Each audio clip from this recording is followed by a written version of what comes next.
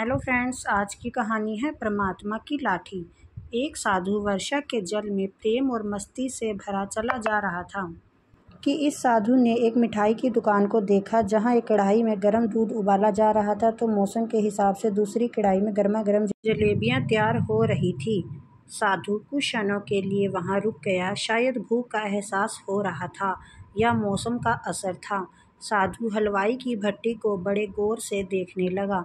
साधु कुछ खाना चाहता था, लेकिन साधु की जेब ही नहीं थी तो पैसे भला कहाँ से होते। साधु कुछ पल भट्टी से हाथ सेकने के बाद चला ही जाना चाहता था कि नेक दिल हलवाई से रहा ना गया और एक प्याला गर्म दूध और कुछ जलेबियां साधु को दे दी। मलंग ने गर्म जलेबियां गर्म दूध के साथ खाई और फिर हाथों को ऊपर की ओर उठाकर हलवाई के लिए प्रार्थना की, फिर आगे चल दिया। साधु बाबा का पेट भर चुका था। दुनिया के दुखों से बेपरवाह वे फिर एक नए जोश से बारिश के गंदले पानी के छींटे उड़ाता चला जा रहा था। वह इस बात से बेखबर था कि एक युवा नवविवाहिता जोड़ा भी वर्षा के जल से बचता बचाता उनके पीछे चला आ रहे हैं। एक बार इस मस्त साधु ने बारिश के गंदले पानी में जोर से लात मारी। बारिश का पानी उड़ता हुआ सीधा पीछे आने वाली युवती के कपड़ों को भिगो गया। उस औरत के कीमती कपड़े कीचड़ से लथपथ हो गए। उसके युवा पति से यह बात बर्दाश्त नहीं हुई, इसीलिए वह आस्तीन चढ़ाकर आगे बढ़ा और साधु के कपड़ों से पकड़कर कहने लगा, अंधा है, तुमको नज़र नहीं आता? तेरी हरकत की वजह से मेरी पत्नी के कपड़े गीले हो गए हैं और कीचड़ से भर गए हैं। साधु हक्का बक्का सा खड़ा था, जबकि इस युवक को साधु का चुप रहना नागवार गुजरा। महिला ने आगे बढ़कर युवक के हाथों से साधु को छुड़वाना भी चाहा, लेकिन युवक की आंखों से निकलती नफरत की चिंगारी देखकर वह भी पीछे खिसकने पर मजबूर हो गई।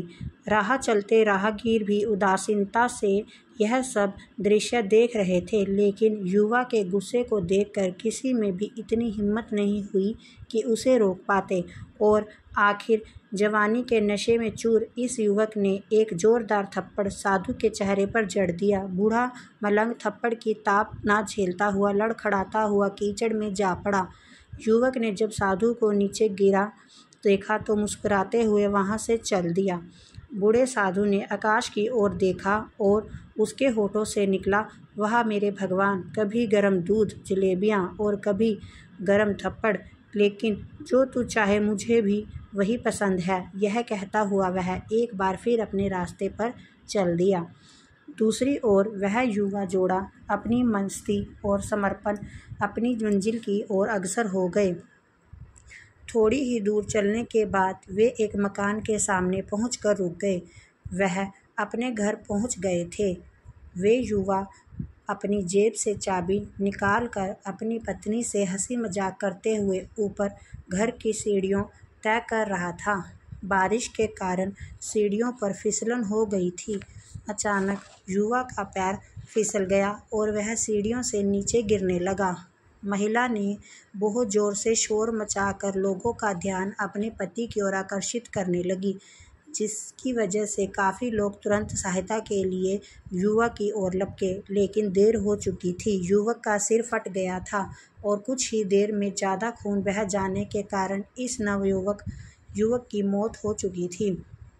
कुछ लोगों ने दूर से आते साधु बाबा को देखा तो आपस में कानाफूसी होने लगी कि निश्चित रूप से इस साधु बाबा ने थप्पड़ खाकर युवक को श्राप दिया है, अन्यथा ऐसा नौजवान युवक का केवल सीढ़ियों से गिरकर मर जाना बड़े अचंभे की बात लगती है। कुछ मन चले युवकों ने यह बात सुनकर साधु बाबा को घेर लिया। एक युवक कहने लगा कि आप कैसे भगवान के भगत हैं जो केवल एक थप्पड़ के कारण युवक को श्राप दे बैठे। भगवान के भगत में रोष व गुस्सा हरगिज नहीं होता। आप तो जरा सी असुविधा पर भी धैर्य ना कर सके। साधु बाबा कहने लगा, भगवान की कसम, मैंने इस युवक को श्राप नहीं दिया है। अगर आपने श्राप नहीं दिया तो ऐसा नौजवान युवक सीढ़ियों से गिरकर कैसे मर गया? तब साधु बाबा ने दर्शकों से एक अनोखा सवाल किया कि आप में से कोई इस सब घटना का चश्मदीद गवाह मौजूद है। एक युवक ने आगे बढ़कर कहा, हाँ, मैं इस सब घटना का चश्मदीद गवाह हूँ। साधु ने अगला सवाल किया, मेरे कदमों से जो कीचड़ उछला था, क्या उसने युवक के कपड़ों को दागी किया था? युवक बोला, नहीं, लेकिन महिला के कपड़े जरूर खराब हुए थे। मलंग ने युवक की बाहों को थामते हुए पूछा, फिर युवक ने मुझे क्यों मारा? युवा कहने लगा, क्योंकि वह युवा इस महिला का प्रेमी था और यह बर्दाश्त नहीं कर सका कि कोई उसके प्रेमी के कपड़ों को गंदा करे, इसीलिए उस युवक ने आपको मारा। युवा बात सुनकर साधु बाबा ने एक जोरदार ठहाका बुलंद किया और यह कहते हुआ वहाँ से विदा हो गया, तो भगवान की कसम, मैंने श्राप कभी किसी को नहीं दिया, लेकिन कोई है जो मुझसे प्रेम रखता है। अगर उसका यार सहन नहीं कर सका तो मेरा यार को कैसे बर्दाश्त होगा कि कोई मुझे मारे, और वह इतना शक्तिशाली है कि दुनिया का बड़े से बड़ा राजा भी उसकी लाठी से डरता है। उस परमात्मा की लाठी दिखती नहीं है और आवाज़ भी नहीं करती, लेकिन पड़ती है तो बहुत दर्द देती है। हमारे कर्म ही हमें उसकी लाठी से बचाते हैं, बस कर्म अच्छे होने चाहिए। जय श्री राधे राधे। दोस्तों, आपको कहानी अच्छी लगी तो लाइक करें।